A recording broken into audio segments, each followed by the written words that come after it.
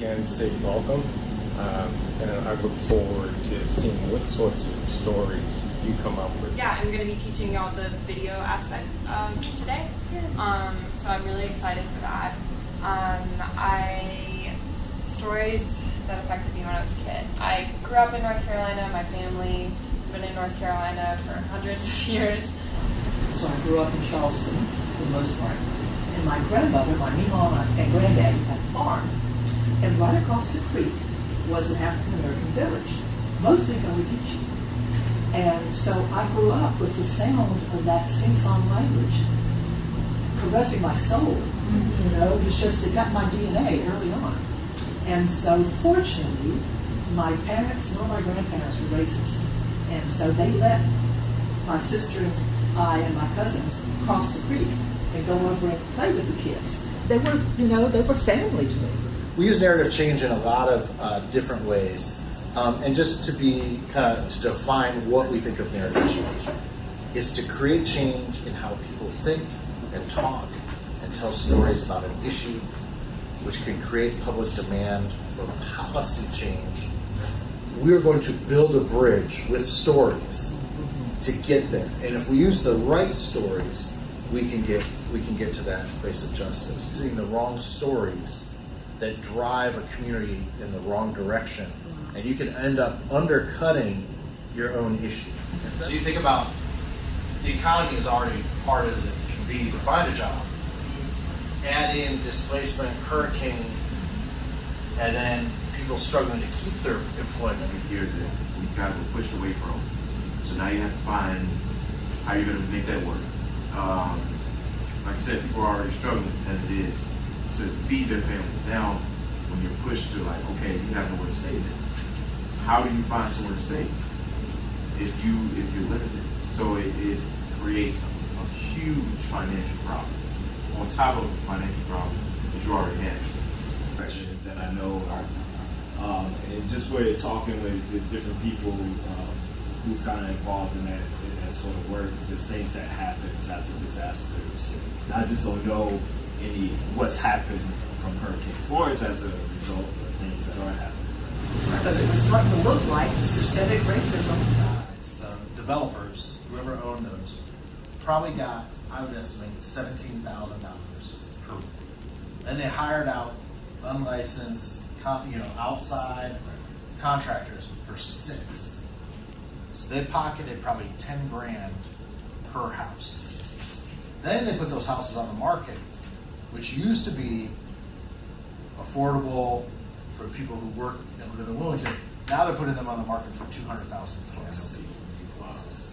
Well, the aftermath of within the families, the children, like the behavior, like when they're going back to school, what is happening? What is the school? How is the school helping? Were they prepared? Are they getting funds to bring more therapists? I'm curious about the learning, how it affected their learning, their behavior, and if they're going back to these apartments or homes and there's mold. Like, I just want to see how that all connects. When we came back from the hurricane, because everything had to get shifted around, class schedule, location, his dreams had mold in it, I noticed a lot more attitudes and a lot more uncertainty from the children. And then I just so happened to, because one of my children, I'm not going to say his name, was displaced, and I found out that he was failing his courses after the hurricane. When he came back, they said that they were providing tutoring, the counselors were helping.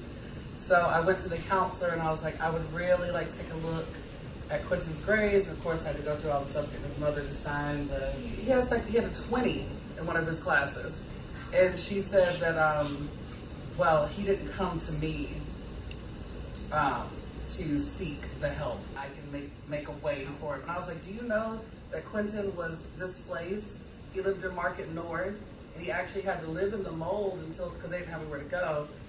It kind of revealed to me, because then I looked back at all his other grades, that the counselors just aren't doing their job. So I'm going to take you through like what the thinking is around how you shoot some of these things.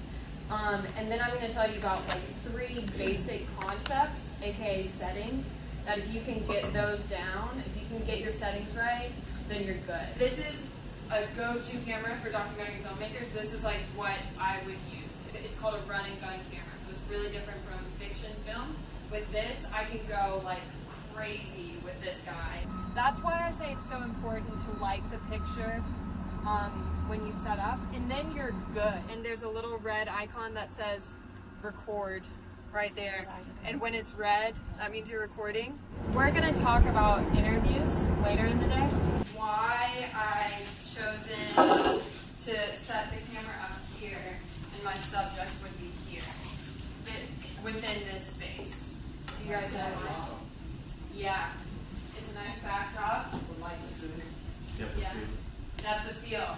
I'm really far away from this, which means that my face should be in focus on the camera.